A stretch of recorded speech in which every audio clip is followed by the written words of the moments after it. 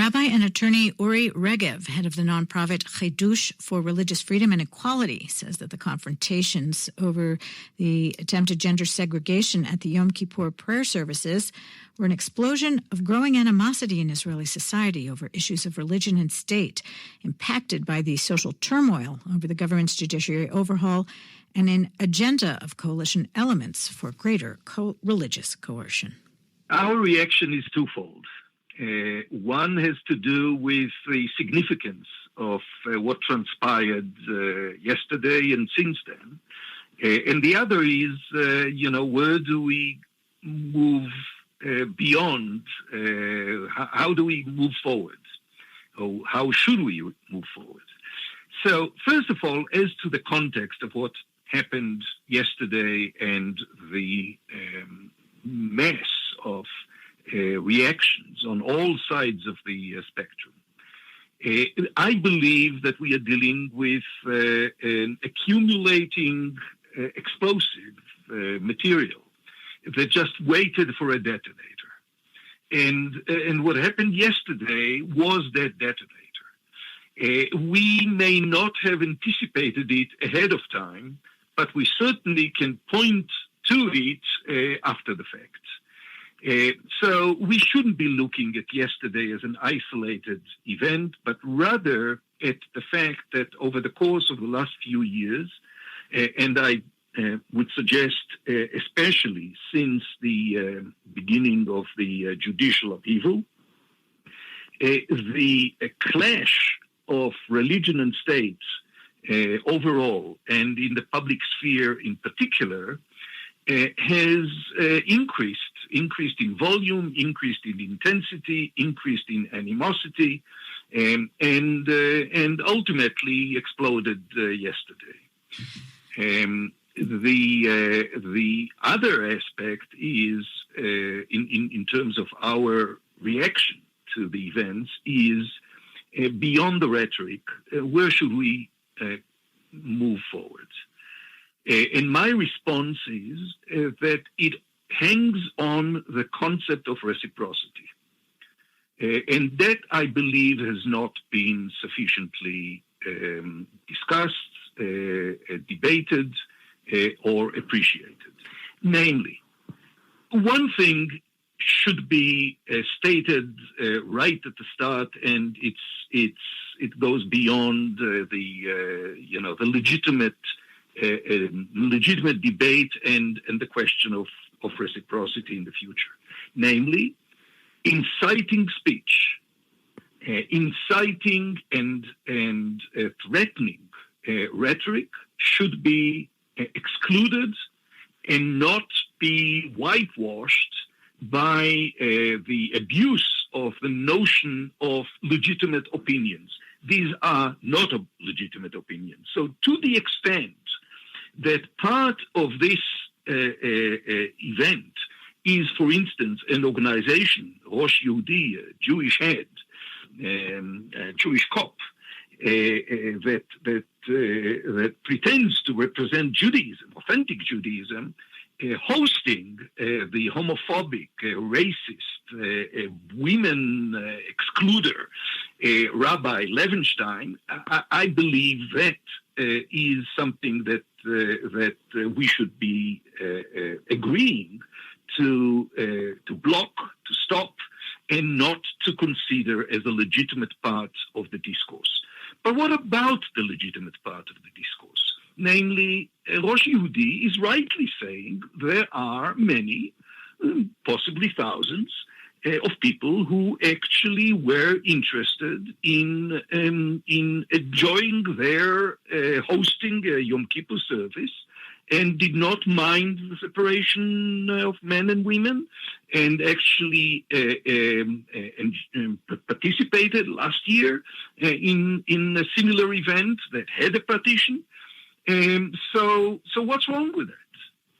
Well, what's wrong with that is that this is part of an expansionist initiative that, for instance, is sort of characterized and manifested in the decision of the government and the Knesset to allocate 1 billion shekels for outreach activities, what the average Israeli, secular, liberal Israeli is now calling hadata, religionization initiatives, that will be administered by 5 different ministries, not that 5 different ministries need to highlight different angles and aspects of the religionization process, but rather because the pie is divided between the different contenders, Shas, Yadut HaTorah, Hatzionut HaDatit,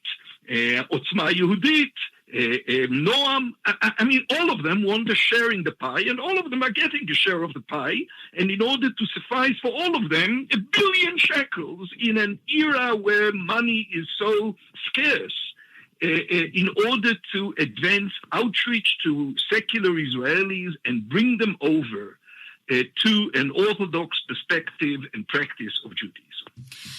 Okay, so that's a legitimate, putting aside the state funding, but that's a legitimate discourse and the legitimate marketplace of ideas, except it has to be reciprocal.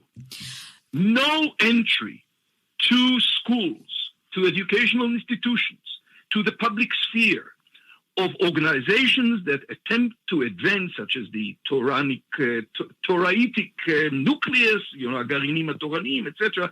No such organization should be allowed entry until and unless Orthodox schools, Haredi schools, Chabad schools should be open to Jewish renewal organizations, secular organizations that will be able to share with them a different perspective.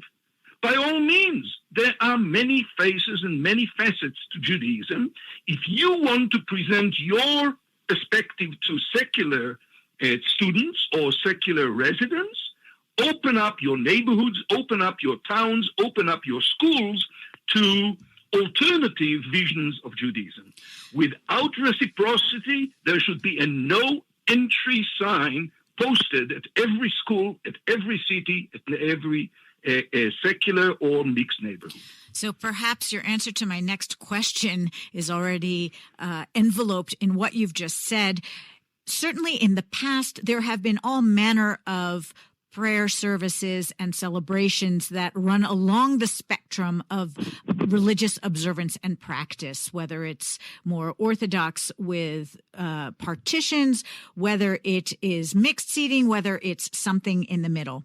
Given all that Israeli society is going through, do you think the various sides or parties in this are even in a place where they can come together to have this kind of a dialogue, or we are heading in a direction of more polarization and extremes?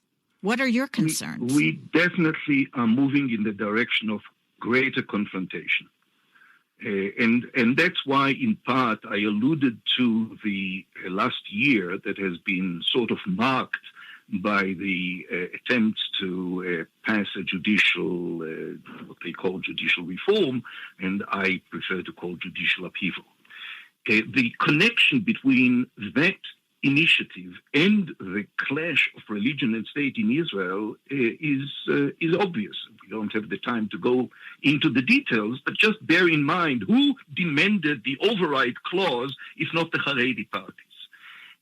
Who is expressing deep hatred and delegitimization of the Supreme Court, if not the religious parties. So we are heading in the direction of confrontation. The confrontation is not over holding worship services in the public sphere. The confrontation is what is Israel about as a Jewish and democratic state. Is it about a commitment to and application and execution, full implementation of the promise of Israel's Declaration of Independence for freedom of religion and conscience and for full equality regardless of religion? Or are we moving in the direction of greater religious coercion, greater mixing of religion and politics, religion and state, expanding the authorities of the rabbinic courts, a great, more widely excluding women and denying them gender equality, of course, undermining pluralism, etc., etc. Israel is facing an existential challenge and battle that was sort of pushed under the carpet for the first 75 years of its existence, occasionally rising to, a political and public and legal debate, but never with the intensity and the urgency that it has taken on during the last year. So we are nearing much greater confrontation and, I believe, greater exploration of the questions that involve Israel's core identity as a Jewish and democratic state, and hopefully a resolution. Rabbi and Attorney Uri Regev, head of the nonprofit Hiddush for Religious Freedom and Equality.